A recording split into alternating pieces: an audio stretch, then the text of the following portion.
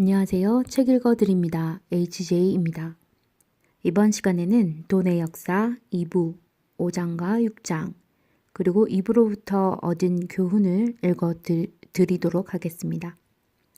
5장 조세개혁으로 부강해졌는데 명나라는 왜 망했을까? 16세기까지만 해도 부강했던 명나라가 17세기 접어들어 청나라에게 힘없이 무너진 이유는 무엇일까? 당시 만주 귀마병이 대단히 강력한 무력을 자랑한 것은 사실이지만 산회관을 중심으로 한 명나라의 방어망을 뚫는 것은 대단히 힘든 일이었다. 특히 명나라의 명장 원순황이 이끄는 방어군이 서양인 선교사 아담샬이 만든 서양식 대포를 활용해 후금의 태조, 누르하치를 저격하는 등 적어도 방어전에서 패전의 징후는 보이지 않았다. 결국 명이 망한 이유는 이자성 등이 주도한 농민 반란이라고 봐야 한다. 그럼 왜 명나라 때 대규모 농민 반란이 일어났을까? 후한과 마찬가지로 명나라 황제들이 제대로 된 정책을 펼치지 못한 것이 직접적인 원인이 되어 반란의 방아쇠를 당겼을 것이다. 가장 대표적인 이가 만력제로 그는 만년에 조정에 나와 대신을 보는 일이 거의 없이 주로 궁중에서 황관과 정무를 결제한 것으로 유명하다. 그러나 하버드 대학의 티모시 브룩 교수는 기후 변화가 명나라의 멸망의 직접적인 원인이라고 주장한다. 1586년에서 1588년에 발생한 첫 번째 만력의 늪은 정권 자체를 마비시켰다. 그 늪은 사회 재난의 새로운 기준이 될 정도로 엄청난 환경 차원의 붕괴였다. 그러나 명나라 조정은 이 재난을 무사히 넘어갈 수 있었는데 이는 1580년대 초반부터 장거정이 시행했던 국가 재정에 관한 개혁 덕분이었다. 그리하여 장거정이 1582년 사망할 때 국고에는 은이 넘쳐났다. 이렇게 보유한 자금 덕분에 만력제의 조정은 1587년 폭풍처럼 밀어닥친 자연재해에 적절히 대응할 수 있었다. 20년이 지난 1615년 두 번째 만력의 늪이 발생했다. 이번 늪이 있기 2년 전부터 중국 북부의 전역에 홍수가 지속되었고 2년째 되던 해 기온이 급격히 떨어지며 추워졌다. 1616년 후반기에 기근은 중국 북부에서 양쯔강 유역으로 번졌고 이어서 광둥성을 덮쳤다. 최악의 사태는 1618년 이전에 종결되었지만 이후에도 만력제의 마지막 2년 동안 가뭄과 메뚜기 때의 약탈이 끊이지 않았다.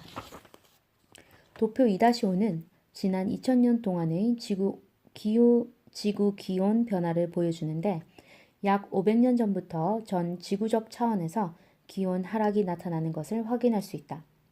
이를 기후학계에서는 소빙학이라고 지칭하기도 한다. 나무의 나이테를 이용한 분석에 따르면 명나라 말기에 발생한 가뭄은 5세기 만에 가장 심각한 수준이었으며 중국 북부 지역의 가뭄 발생 빈도는 명나라 초기에 비해 76%나 높았다고 한다. 물론 당시 명나라 황제가 기상이변에 대응할 정도로 재정을 충분히 쌓았고 이를 바탕으로 국력을 더욱 강건히 했다면 멸망까지는 이르지 않았을지도 모른다. 그러나 만력제가 치세 내내 재정을 낭비한 데다 이민족의 신유까지 심화되며 병참을 위한 가장 중요한 기반인 역참제마저 붕괴되면서 전쟁의 승패는 이미 판가름 난 것이나 다름없었다. 참고로 명나라를 멸망시킨 반란 세력의 우두머리인 이자성은 원래 역참에서 일하다 해고된 후 반란군에 뛰어든 인물이다.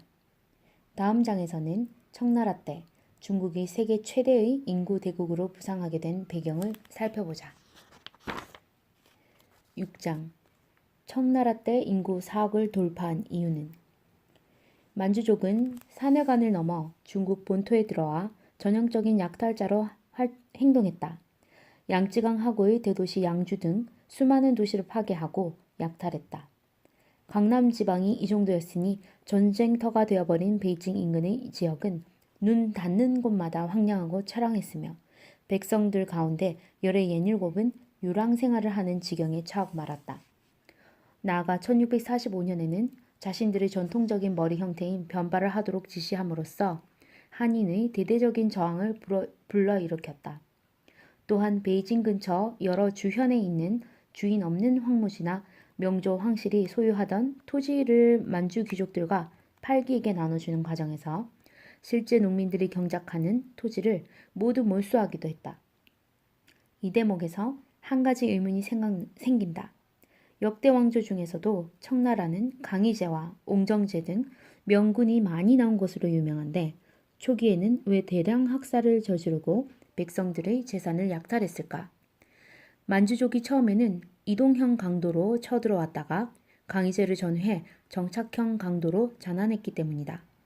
이동형 강도와 정착형 강도는 국가에 대한 일종의 비유라 할 수 있다. 가장 대표적인 이동형 강도가 바로 초기의 몽골 제국이다. 당시 몽고 제국의 일부 장군들은 중국의 모든 땅에서 인간을 없애고 양을 키우자라고 주장했다. 이들은 한 군데에 정착해 생활해 본 적이 없었던 데다 세금을 어떻게 걷는지에 대해 생각해 본 적도 없는 존재들이었기에 이런 이야기를 할 수 있었을 것이다. 경제 성장, 나아가 국민의 복지 측면에서 보면 이들 이동형 강도는 최악의 지배자라 할 수 있다. 정착형 강도는 이보다는 낫다. 정착형 강도도 키워서 잡아먹을 생각을 하긴 하지만 떠돌이 강도는 그런 장기적인 플랜조차 없으니 말이다. 즉 떠돌이 강도는 상대가 죽든 말든 상관 않고 빼앗아갈 수 있는 것은 모두 빼앗고 죽이고 파괴한다. 그러나 정착형 강도의 입장은 다르다. 수탈 대상이 죽어 소멸해버리면 정착한 강도도 굶어 죽는다. 반면 수탈 대상이 부자가 되면 빼앗아갈 것도 많아지게 된다. 따라서 정착한 강도는 자신의 영향권 안에 있는 사람들이 열심히 일하고 투자도 하고 새로운 기술도 개발할 수 있는 환경을 만들려고 노력한다.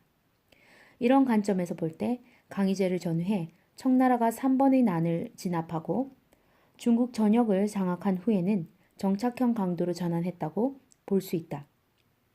1679년 과거 제도를 부활하여 농촌 지배층인 신사계급을 지배구조내로 끌어들였으며 세금 제도도 점진적으로 개혁해 나갔다.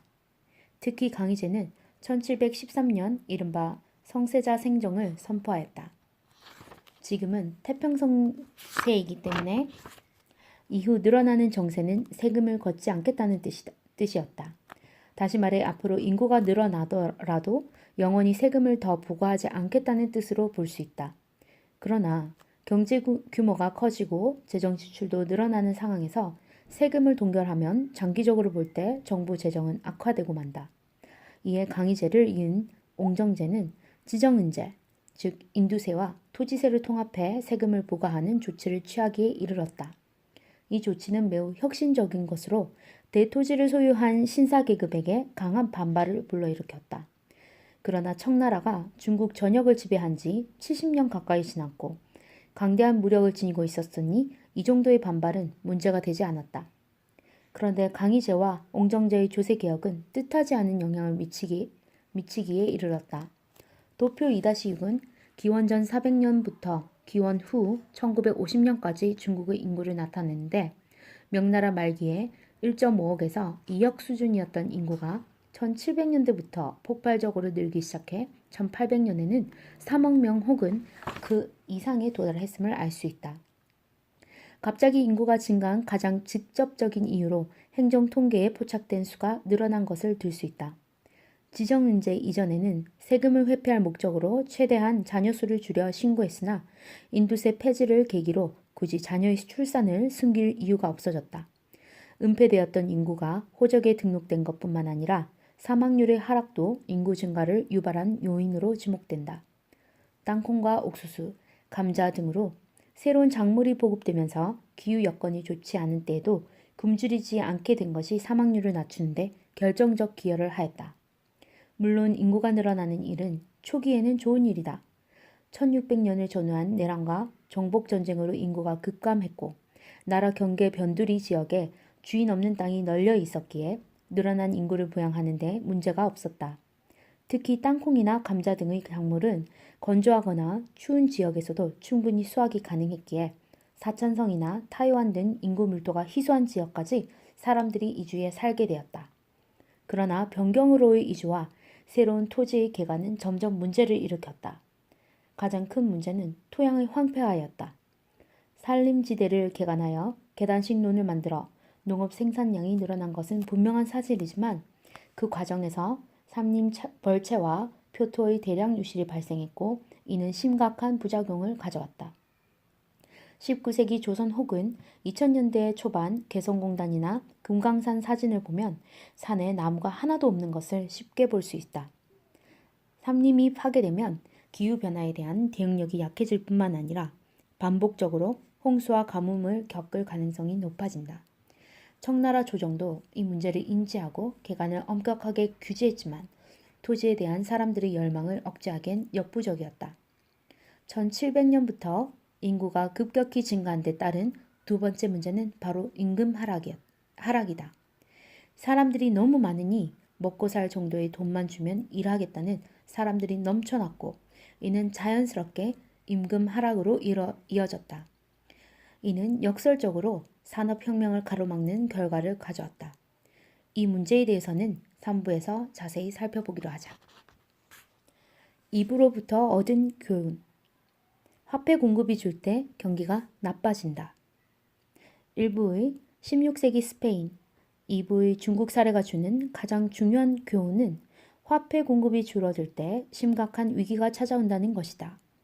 4부에서 집중적으로 살펴보겠지만 화폐 공급이 줄어들 때 경제가 어떻게 되는지 가장 잘 보여주는 사례가 1929년에 발생한 대공황이다.